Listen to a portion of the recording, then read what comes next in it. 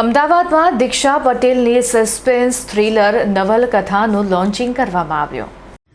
Ahmedabad management association ખાતે યુવા લેખિકા દીક્ષા પટેલની અંગ્રેજી સસ્પેન્સ થ્રિલર નવલકથા ટ્વિસ્ટેડ વિસ્પર્સનું સત્તાવાર વિમોચન કરવામાં આવ્યું હતું. આ ગરિમાપૂર્ણ સમારોહમાં મુખ્ય અતિથિ તરીકે અમદાવાદના ડેપ્યુટી મેયર અંજુબેન શાહ ઉપસ્થિત રહ્યા હતા. તેમની સાથે સ્પેશિયલ ગેસ્ટ તરીકે જાણીતા સ્ક્રીન રાઇટર સોનલબેન ઓળેદરા અને ટેક સાહિત્ય એક્સપર્ટ વિઝનભાઈ રાવલે મંચ ગજવ્યો હતો.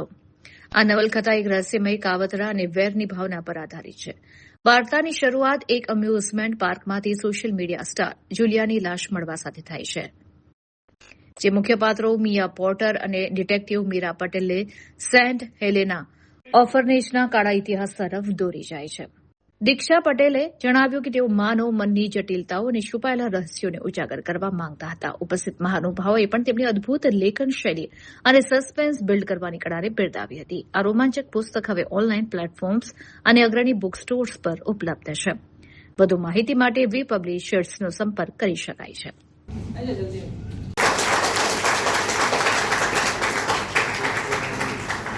તમે બધા મિત્રો છો ને, રાઈટ? તો આવી જ રીતે એની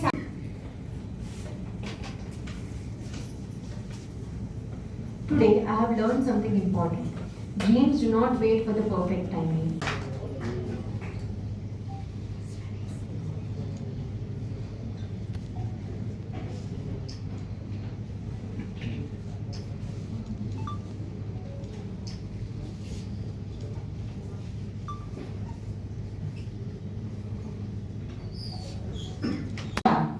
અને સપનાને જીવવા આ બંનેમાં બહુ ફરક છે.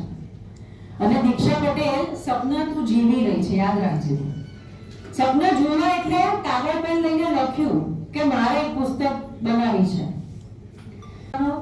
અવસર મળે ને તો મને ખૂબ મજા આવે કે સાહિત્ય પર હું કંઈક બોલી શકીશ. ઘણા બધા અમે લગ્ન ગીતનું સંચાલન કરીએ, સંગીત સંધ્યાનું કરીએ, કોઈક ગેટ ટુગેધરનું કરીએ, પણ ત્યાં સાહિત્ય વિશે મારે કઈ ના બોલાય, કેમ કે ત્યાં સાહિત્ય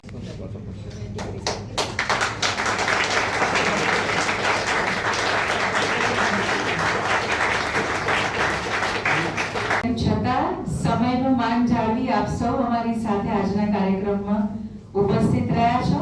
આપ સૌ માટે એકવાર જોરદાર તાળીઓ અને આપ સૌનું સ્વાગત કરું છું. Characters and experiences its twists.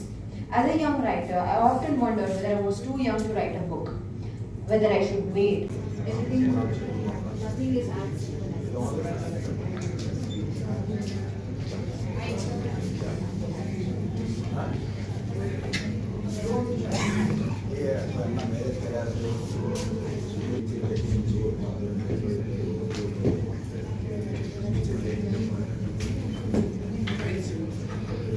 The youngest writers and અમદાવાદમાં આટલી ટેલેન્ટેડ છોકરી છે ને એ બધો સપોર્ટ આપણા થ્રુ લેતી હોય છે, એટલે હું મીડિયાને બી કહીશ કે એને ફૂલ્લી સપોર્ટ કરજો, તાકે જે આજેનું જનરેશન છે એ ફરી વળે રાઇટિંગ રીડિંગ એ તરફ, કેમ કે એ બહુ જરૂરી છે આજેનો જે ફોન ને ઇન્સ્ટાગ્રામના માહોલમાં. We really need writers like her and we really need readers like the students who are there out in the world.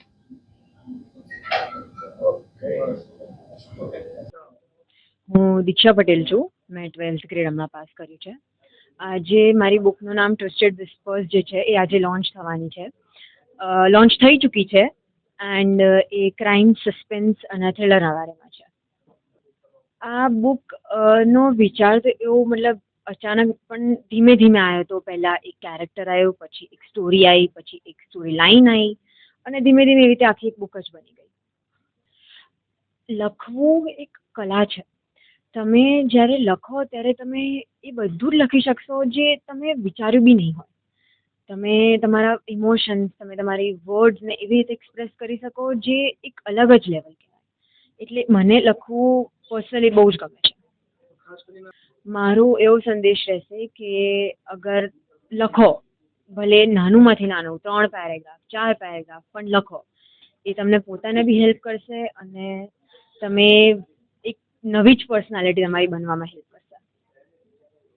મને ખરેખર બુકનું ઇન્વિટેશન આવ્યું ત્યારે જોઈને બહુ આનંદ થયો કે 12th સ્ટુડન્ટ એક આ રીતની બુક લખે છે અને ખરેખર આની જરૂર છે અને બહુ સારું ટોપિક ઉપર એની બુક લખી છે દીક્ષા પટેલ જે આજની આપણી ઓથર છે. યંગ જનરેશન માટે આ એક પ્રેરણાદાયક છે કે કોઈ બી આ રીતનું નવું કામ થતું છે. આર્ટ ક્રિએટિવિટીમાં કોઈને કોઈ નવા બાળકો નવું કામ કરતા રહે.